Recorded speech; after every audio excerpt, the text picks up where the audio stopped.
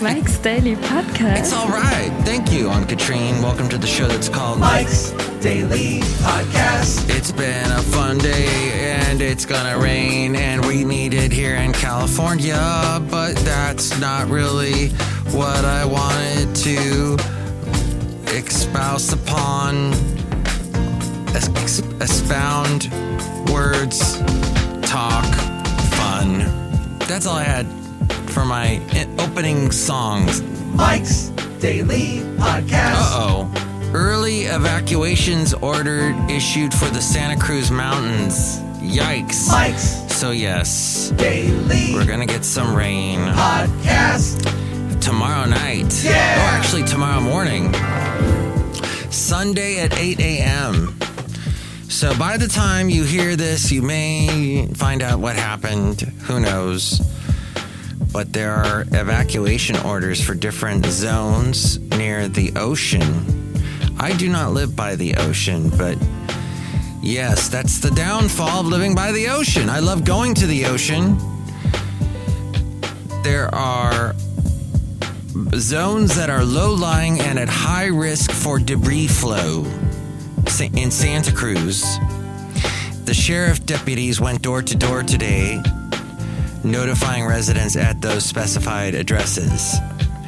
And yeah, that's what's happening. That's the price. What's a debris flow is as water runs downhill through burned areas, it can create major erosion and pick up a large amount of ash, silt, rocks, and burned vegetation. So yes, this isn't just by the ocean. The force of the rushing water and debris can damage or destroy all kinds of stuff, even miles away from burned areas. So we hope it's not going to be that bad, but apparently it looks like I got to do a little bit more cleaning around my house because a lot of leaves have fallen. And here's today's podcast picture. Since the last storm, and that can cause backup and problems. Hey, the podcast picture, and please ignore all my haze. I've been doing a lot of haze lately, and I feel like I'm in a Cajun band. Hey! We are on the bayou at the twist and shout. Oh, sorry, Basil. Basil doesn't like my singing. Basil, the late great Basil the boxer, who we love so dearly. Hey, I had somebody, the last podcast picture, they were saying, hey, you should interview that piggy guy with the pig face. I did not. He did try to scare me, and you know what he had in his hands? A chainsaw. So let's talk about that for a second, won't we? Might you join me as I like to discuss this little thing called haunted houses? Oh, I got a text. Somebody knew I was doing my podcast and said all right. People telling me stuff that I don't need to know with my text. Need to turn off my phone. Okay, here's the thing. When you're going through a haunted house, a scary place, that everybody's like, oh, you got to check it out. Oh, it's the best thing ever. Oh. You know, I've been watching Carpetbagger, and he's doing this. He loves dark rides, and he loves haunted houses. And I've watched a lot of them that he's done because he's doing this marathon thing. He started mid-December, early September is what it was. Early September, and he's been going to night after night after night, going to all these different haunted houses across the country. But let me just say, it really breaks down to a couple of main scarers. And there's the kind that scream in your face.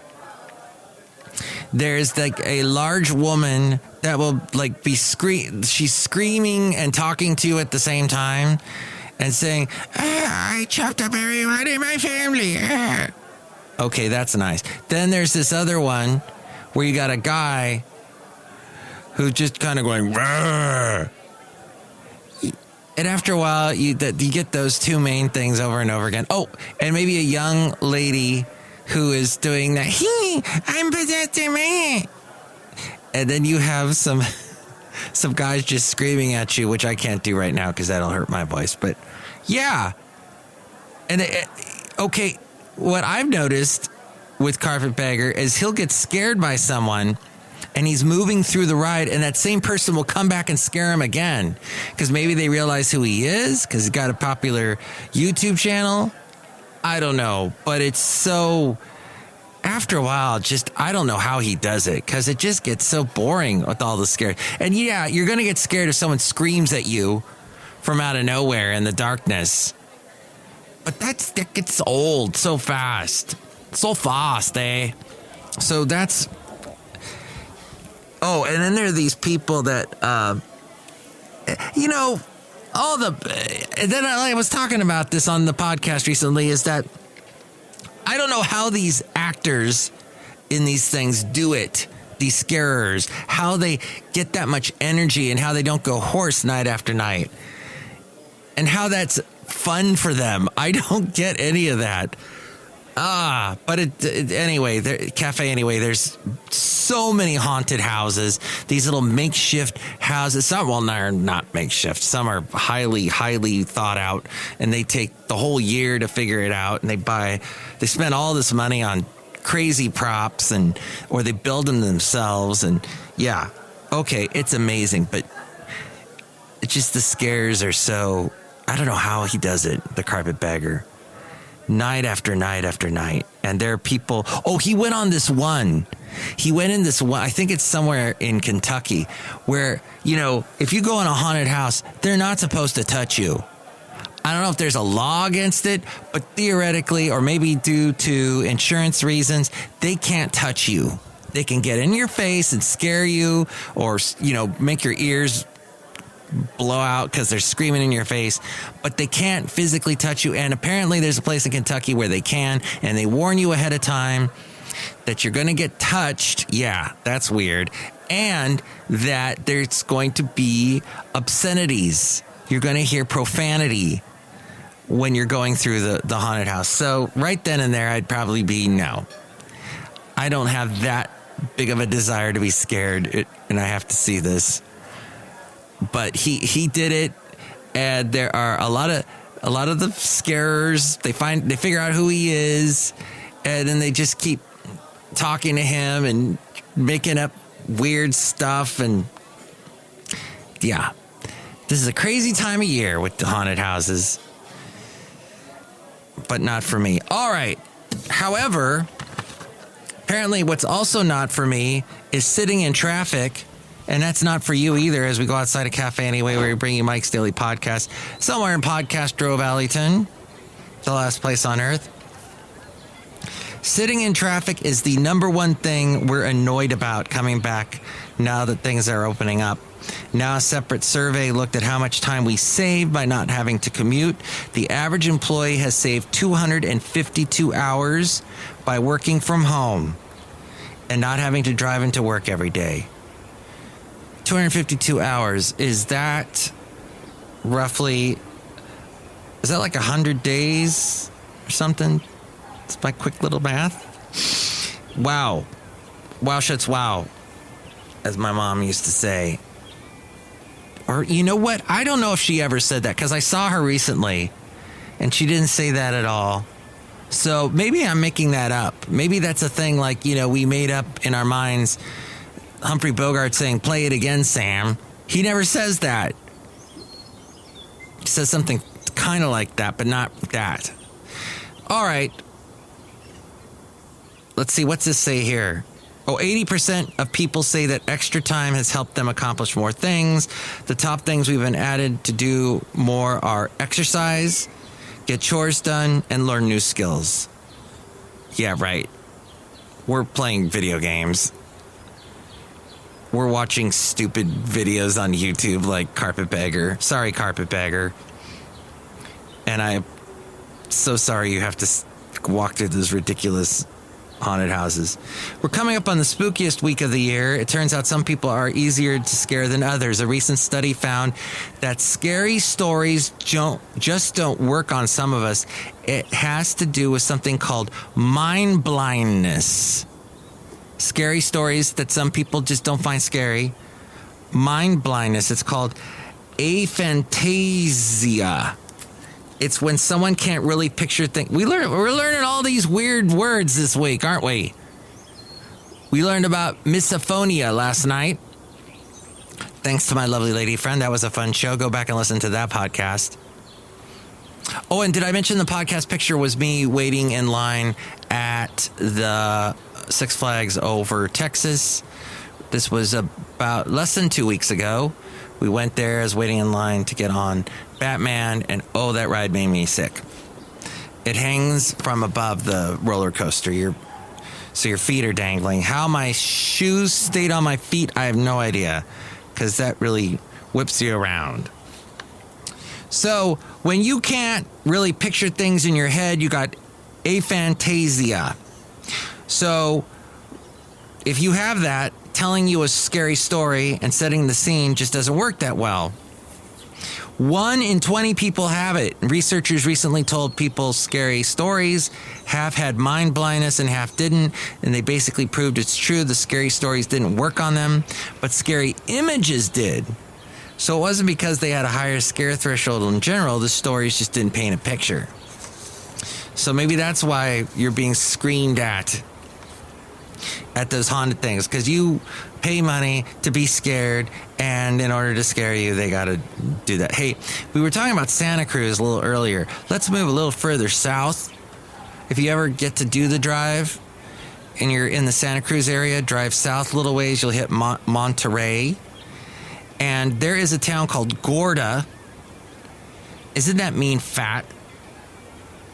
Gorda. I had a friend in high school named Gordy, and he was not fat. However, as he got older, he got fatter. Interesting point. But hey, in Gorda, California, the cost of gasoline, a gallon, is $8.50. Okay, down in Union City, where I drive through every day to get to work, because yes, I am driving back. I'm not working from home anymore. On my way to work, I passed by a gas station where it is now $4.19. And in Podcastro Valley, I believe it's $4.30. But regular, and this I'm talking unleaded.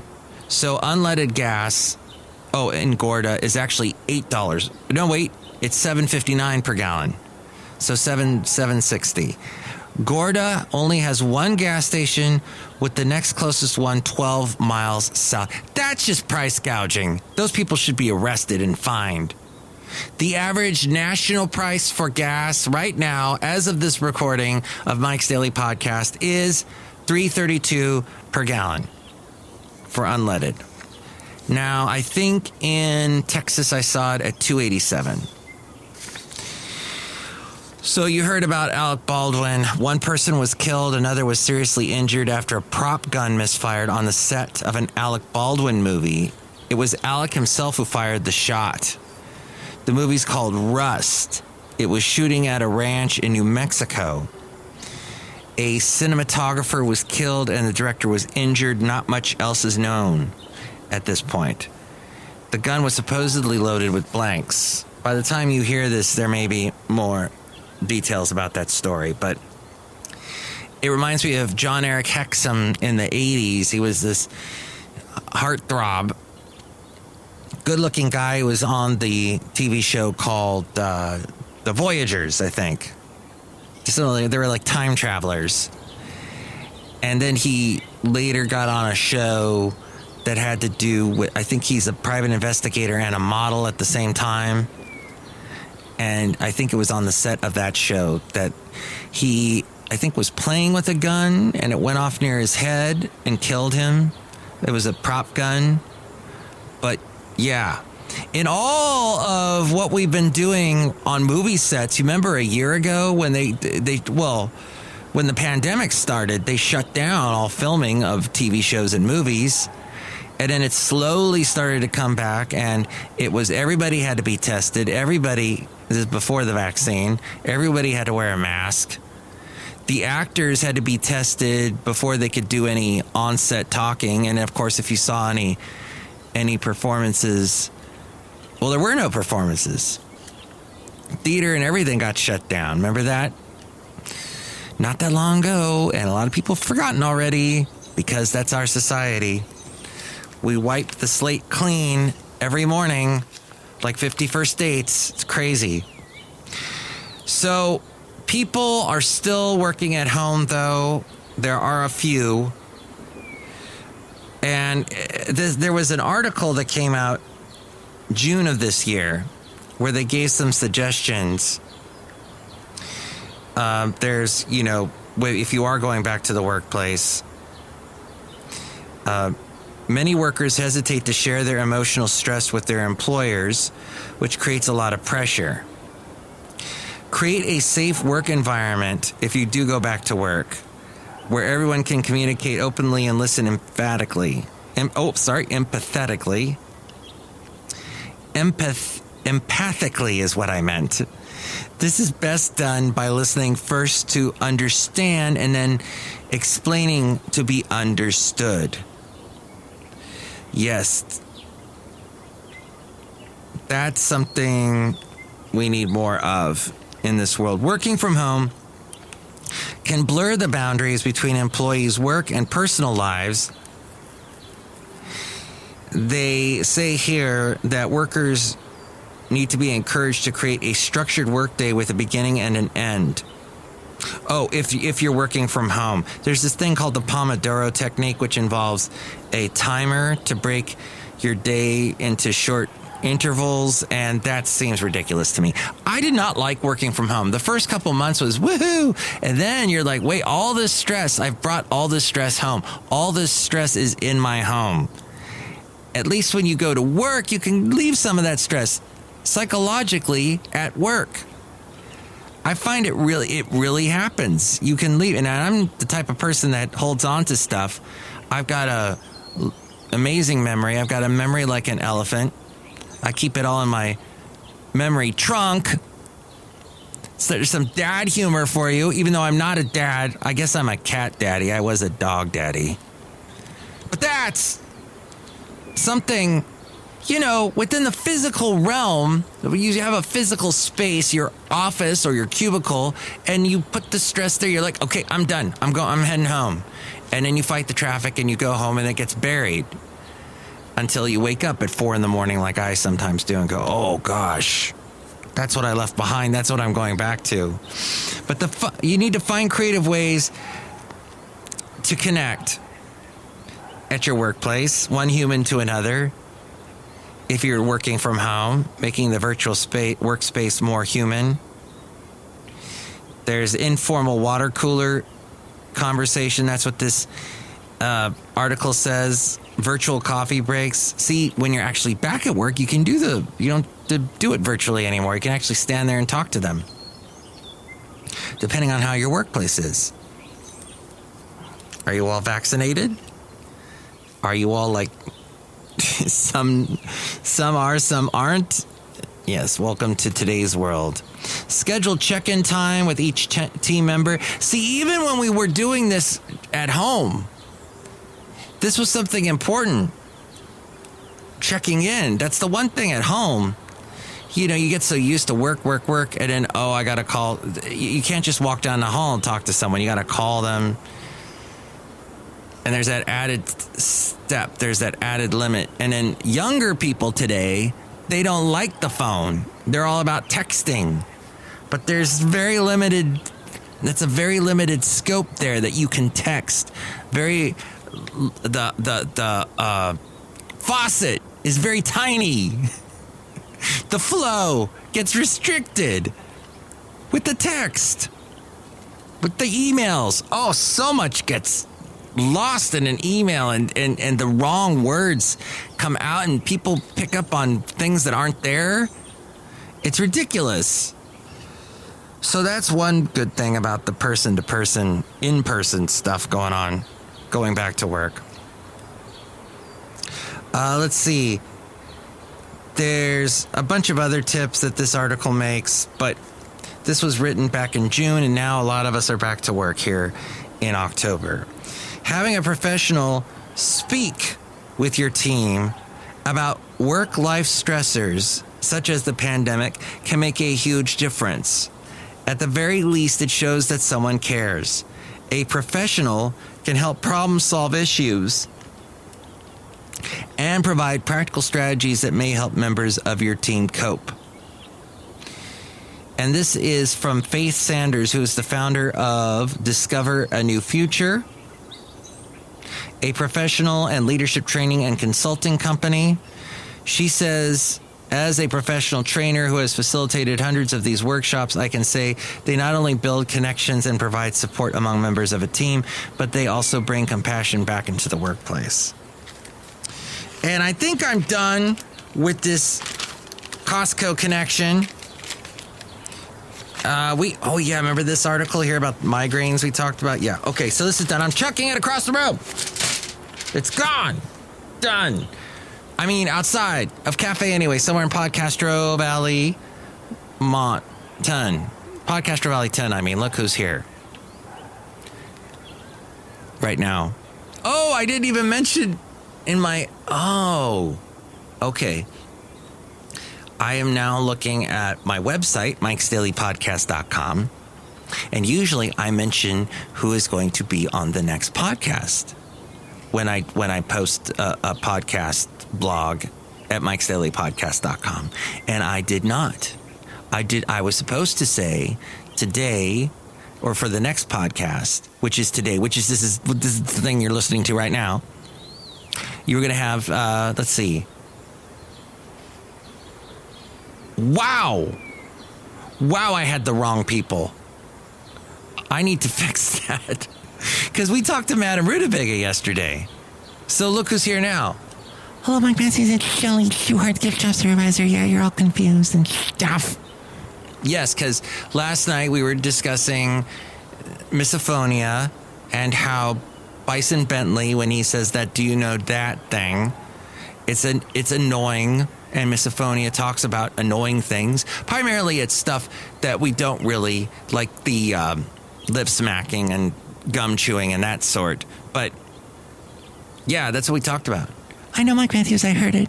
You don't have to talk about it again, because hearing it again gives me misophonia. Mike Matthews. It's a real medical condition. Don't make fun of it. Look who else is here. Hello, Mike. This is Floyd the Floorman. And this is John Deere, the engineer. Mike, I think some people don't like Floyd's voice either. That's really too bad. Floyd is such a great guy and very nice and kind to people. That's right, I really like that, and I don't like rides. Mike Matthews, don't take me into a haunted house, because I'm Floyd the Floorman. Excellent. Well, we will not take you into a haunted house. We won't make the Cafe Anyway a haunted house this year. We'll just leave it the way it is and just engage with each other in an audio sort of way, as podcasts are audio sort of things. And I think this podcast is in an audio sort of finished state. Yes. Next show, it'll be the wonderful Benita, the Disgruntled Fiddle Player, and the Brewmaster, I guess. Yeah, why don't we say that?